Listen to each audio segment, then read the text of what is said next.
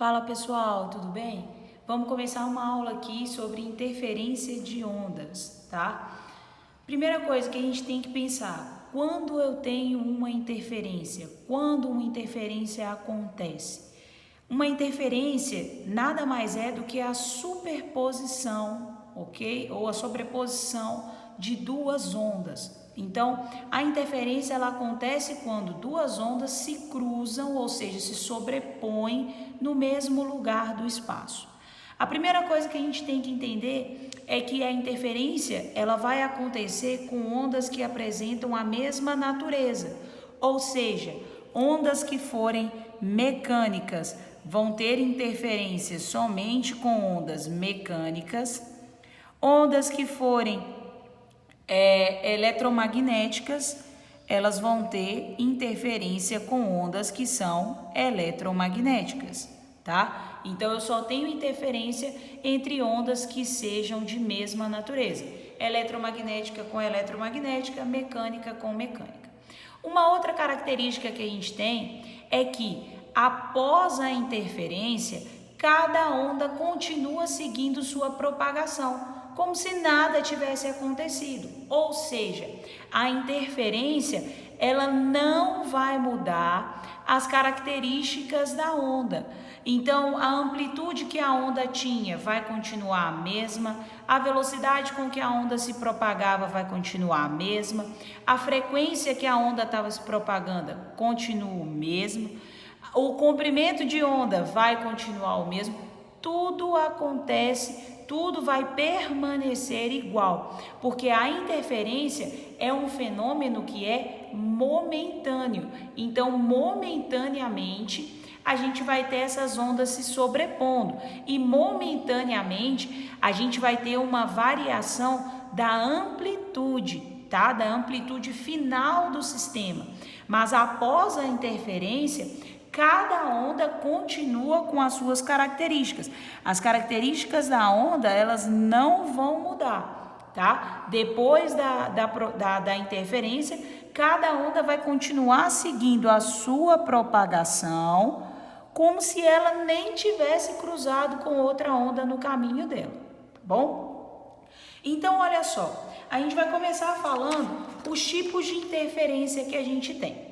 O primeiro tipo de interferência é a interferência construtiva ou interferência de reforço. Qual que é a principal característica? Para que eu tenha uma interferência construtiva, eu preciso que as minhas ondas elas estejam em mesma fase. Ou seja, as duas ondas vão estar em crista ou as duas ondas vão estar em vale. Por que a onda é chamada, por que essa interferência é chamada de construtiva ou de reforço? Porque eu tenho um aumento da amplitude. Eu vou somar a amplitude das minhas ondas. Vamos relembrar o que é a amplitude. A amplitude representa a quantidade de energia que a minha onda está carregando. Então, todas as ondas apresentam uma amplitude, né? Elas carregam energia, elas transportam energia. Essa amplitude é medida do ponto zero até o ponto de máximo da onda ou do ponto zero até o ponto de mínimo, tá? E essa amplitude representa quanto de energia a onda pode carregar. Por que a interferência construtiva é chamada de reforço? Porque no momento da interferência eu tenho um ponto de máximo de amplitude. As amplitudes das ondas elas vão se somar, tá? Quando elas estão em mesma fase, então isso acontece. Quer ver um exemplo legal? Quando você está... Antigamente, hoje não tem tanto, mas antigamente tinha a televisão e às vezes a televisão ela tinha uma antena em cima e às vezes ela começava a chiar. A antena estava chiando, a televisão ficava chiando, a imagem ficava chiando e tal, ficava passando umas linhas na frente da imagem, a imagem estava ruim. Aí você ia lá e ligava, por exemplo, o liquidificador da sua casa. Enquanto o liquidificador estava funcionando, a imagem da televisão ficava boa. Quando você desligava o liquidificador, a imagem da televisão ficava ruim. O que estava acontecendo? Enquanto o liquidificador estava ligado, e a televisão ligada também, estava ocorrendo entre eles uma interferência construtiva. Então, eu estava tendo um aumento da amplitude, ou seja, um aumento da energia que estava sendo transportada pelas ondas. Esse aumento da energia transportada resultava em uma melhora da imagem que estava passando na televisão, tá? Então, olha só, tem essa onda aqui que eu vou dizer que tem uma amplitude A1, ó, do ponto zero até o ponto de máximo. Então, ela tem uma amplitude A1. Ela está em crista, vai encontrar com uma outra onda, que eu vou falar que tem uma amplitude A2, que também está em crista. A onda A1 está se propagando para a direita, a onda 2 para a esquerda. No momento em que elas se cruzam, que a interferência ocorre, eu tenho um aumento da amplitude no sentido positivo. Então, a minha amplitude aqui é A1 mais A2, ou seja, eu tenho um ponto máximo de amplitude. Estou tendo um reforço. Depois, só que o que acontece? Essas ondas elas não param no meio do caminho. É como se fosse isso aqui, ó. A onda A1 é a caneta laranja, a onda A2 a vermelha. Elas estão se propagando, tem um momento em que elas se sobrepõem, mas elas vão continuar se propagando. Então, ó, passou o momento aqui da sobreposição, o segundo da sobreposição, elas continuam se propagando. Então, minha onda A2 que estava indo para a esquerda continua indo e a onda A1 continua indo para a direita. As características de frequência, velocidade, comprimento de onda, nada disso muda. As características que elas tinham no início são as mesmas características que elas têm no final, ok? Então, eu tenho uma interferência construtiva. Nesse primeiro exemplo, eu tive interferência construtiva de ondas que estavam em crista. Nesse segundo exemplo aqui, eu vou ter uma interferência construtiva de ondas que estão em vale. Então, ó, do ponto zero até o ponto mínimo, eu vou ter o meu A1. Do ponto zero até o ponto mínimo, eu vou ter o meu A2. A onda A1 está se propagando para a direita, a onda A2 se propagando para a esquerda. No momento da sobreposição, eu vou ter um ponto de máximo no vale. Eu vou ter A1 mais A2. Então, eu vou ter um ponto máximo de amplitude, só que agora no vale. Depois que ocorreu a sobreposição, eu vou ter a minha onda A2 se propagando, continuou se propagando aqui para a esquerda e o A1 continua se propagando para a direita, ok? As características não mudaram em nada, então eu continuo tendo as mesmas frequências, mesmas velocidades, mesmos comprimentos de onda e assim por diante, ok?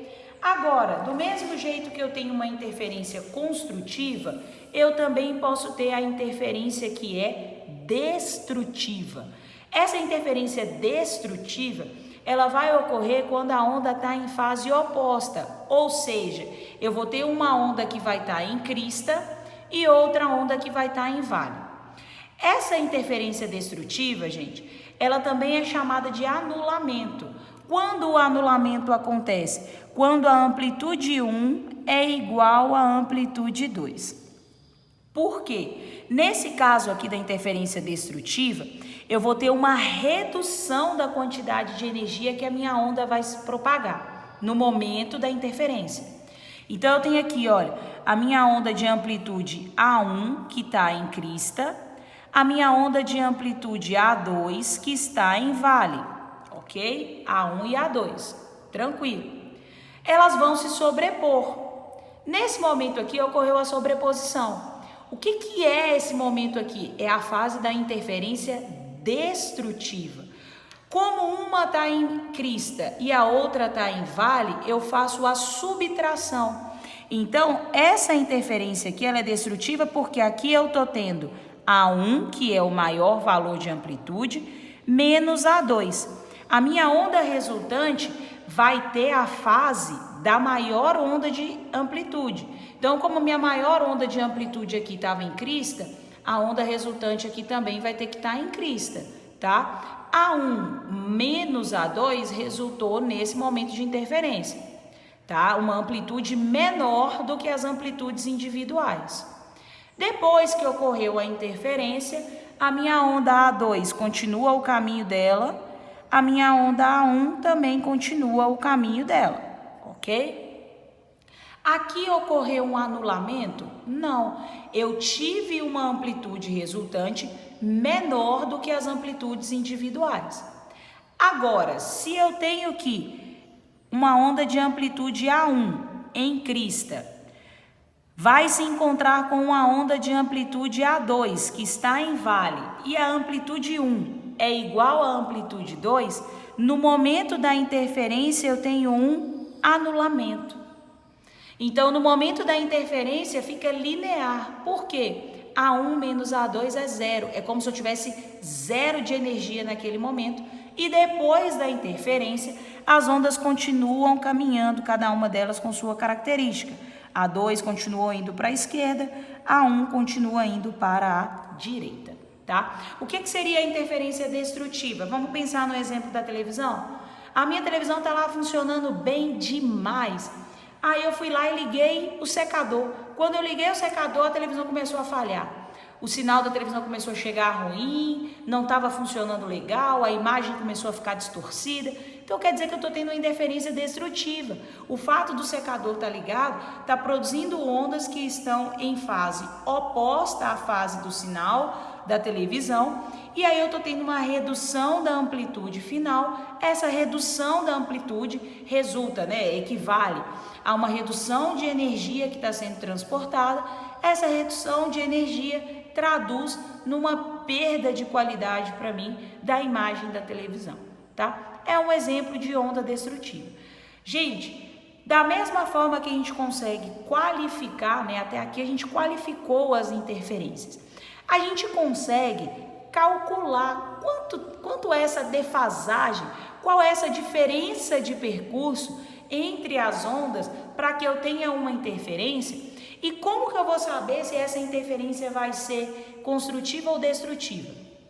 Primeira coisa, coloquei aqui exemplos, eu tenho um alto-falante que é uma fonte 1, está distante em x1 do meu ponto P. Tenho outro alto-falante, fonte 2, distante x2 do ponto P. Qual que seria a diferença de percurso para chegar no ponto P? x2 menos x1. Levando em consideração que x2 é maior do que x1.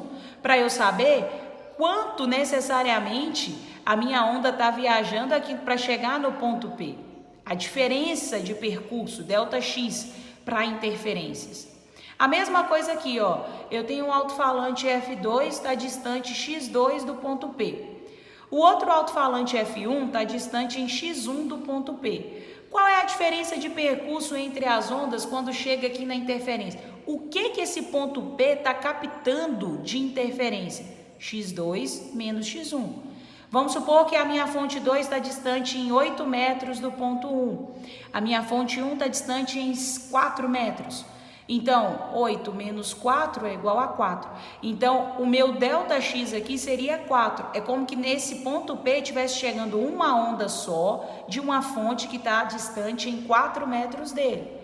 A mesma coisa aqui, eu tenho, aqui é uma antena, Botei de exemplo uma antena, mas é a mesma coisa se fosse um alto-falante, uma fonte qualquer. Eu tenho uma antena 1 que está distante em x1 do meu ponto D. Tenho uma antena 2 que está distante em x2 do meu ponto D. Qual que é o ΔX? x2 menos x1. Eu estou considerando sempre que o 2 é maior que o 1, tá? Então, para esse ponto D aqui, ele está captando as ondas como se tivesse uma única fonte distante dele em ΔX. Vamos supor que o meu x2 aqui é 15, o meu x1 é 10. Quanto é o D? O meu ΔX é 15 menos 10. Então, esse ponto D está captando a onda como se tivesse uma fonte em 5 metros de distância dele, tá? A partir desse raciocínio, de diferença das ondas, a gente consegue calcular quanto que é o meu ΔX ou como que o meu corpo vai se comportar, tá bom? A gente tem que, essas relações que eu vou falar aqui para o ΔX, para saber se a interferência é construtiva ou não, eu vou levar em consideração quando as ondas estão emitindo, né, quando as minhas fontes estão emitindo ondas em mesma fase. Então, eu tenho fonte 1 e fonte 2 emitindo onda em crista, ou fonte 1 e fonte 2 emitindo onda em vale, tá? Essas relações aqui vão ser válidas. Então, se eu achar um ΔX que seja múltiplo par de metade do comprimento de onda, eu tenho uma interferência que é construtiva. Então, ó, ΔX é igual a P vezes lambda sobre 2. Lambda é o comprimento de onda. Esse P aqui é um múltiplo par. 2, 4, 6, 8, 10 e assim por diante. Então, eu vou ter que a interferência está sendo construtiva. Agora, se o meu ΔX der um múltiplo ímpar da metade do comprimento de onda, eu vou ter uma interferência destrutiva. Então, se o meu P aqui agora assumir um valor 1, 3, 5, 7, 9, 11, então a minha interferência vai ser destrutiva. Essa característica aqui de ser múltiplo par ou múltiplo ímpar para ondas que estão em mesma fase. Se por acaso eu tiver fontes emitindo ondas em fases diferentes, isso aqui inverte. Então, se for múltiplo par vai ser destrutiva, se for múltiplo ímpar vai ser construtiva, tá? Em fases diferentes. Se as fontes estão em concordância de fase, vale a regra. E a gente tem uma regra geral. O meu ΔX é igual a N vezes lambda sobre 2. Esse N aqui, gente, seria qualquer valor. 0, 1, 2, 3, 4, 5, 6, 7, para eu calcular o ΔX, tá? Para eu calcular qual seria a minha diferença de percurso quando eu tenho mais de uma fonte emitindo ondas, né? Então, mais de uma fonte emitindo onda vai produzir uma interferência e eu quero saber qual é o ΔX dessas ondas. Ou, se eu tenho ΔX, eu quero saber qual é o comprimento dessas ondas, ok? Qual o comprimento que um determinado ponto está recebendo de ondas, tá? Coloquei um exemplo aqui para a gente fazer, para ficar bem claro em relação a isso, ó. Duas fontes F1 e F2 emitem ondas em mesma frequência, 170 Hz, tá? Que se propagam com velocidade de 340 metros por segundo. As fontes estão defasadas em 180 graus. O que eu estou querendo dizer? Quando uma está emitindo crista, a outra está emitindo vale. Já para e pensa aqui, olha, elas não estão em mesma fase. Então, se eu achar um ΔX par, ao invés de ser interferência construtiva, vai ser destrutiva. Se eu achar um ΔX ímpar, ao invés de ser destrutiva, é construtiva, ok? Estamos aí no contrário, né? Porque o exercício já me diz que elas estão em oposição de fase. A distância entre elas é 10 metros, então a distância entre as duas fontes é 10 metros. Letra A, determine o comprimento de onda lambda do som emitido pelas fontes. Então, ó, para eu achar o lambda aqui, vou trabalhar com a minha equação fundamental, vaca, lambda e folha. Estou procurando lambda, lambda vai ser a velocidade, que o exercício me deu 340 metros por segundo, dividindo pela frequência, 170 Hz. Então, o meu lambda aqui está sendo igual a 2 metros. É o meu comprimento de onda, ok? Ah, por que tu sabe que é em metro? Porque a velocidade está em metros por segundo e a frequência em Hz. Então, obrigatoriamente, o meu comprimento está em metros. Letra B. Considere um ponto P situado entre as fontes e a uma distância x1, 8 metros da fonte 1. Então, vamos pensar aqui, ó. Eu tenho aqui a minha fonte 1. Vou ter aqui a minha fonte 2. O exercício diz que a distância entre as fontes é de 10 metros, né? Tá aqui, ó. A distância entre elas é 10. Só que agora eu estou pegando um ponto entre elas, que está a 8 metros distante de x1. Então, meu ponto P vai estar aqui, ó. Tipo, aqui. Então, eu tenho um x1 aqui que é 8 metros. Se eu sei que a distância da fonte 1 ao ponto P é 8, obrigatoriamente a distância do ponto P a F2 tem que valer 2 metros, ok? Por quê? O meu x2 tem que valer 2 metros? Porque a distância total é 10, tranquilo? Então, ó, o exercício quer saber, determine se a interferência é construtiva ou destrutiva. Então, a gente vai calcular o ΔX.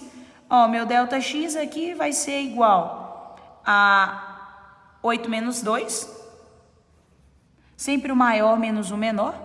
Então, meu ΔX aqui está sendo igual a 6 metros. Como eu sei que as minhas ondas aqui, né, as minhas fontes estão em defasagem, ou seja, quando um é crista, a outra é vale, a interferência entre elas é destrutiva. Eu poderia ter determinado isso pelo enunciado sem fazer conta? Poderia. Mas se eu fiz a conta, eu vou voltar na minha relação. Eu achei um múltiplo par, né? 6 é par. Se elas estivessem em mesma fase, seria interferência construtiva. Como elas estão em fases contrárias, múltiplo par é interferência destrutiva. Então, a minha interferência aqui vai ser uma interferência que é destrutiva e D para ela, ok? Galera, esse aqui é um exemplo só para a gente ver como que as coisas são aplicadas, mas a gente tem várias outras questões de interferência que a gente pode trabalhar, várias outras maneiras que a gente tem. O exercício poderia ter, se a gente pensar aqui, né? O exercício poderia ter dado a letra B e a gente achado aqui o delta x, né? O delta x aqui é 6. Eu poderia achar quanto é o P para saber, tipo, quanto que está sendo o meu múltiplo, quantas vezes a minha onda está se multiplicando para chegar ali, né?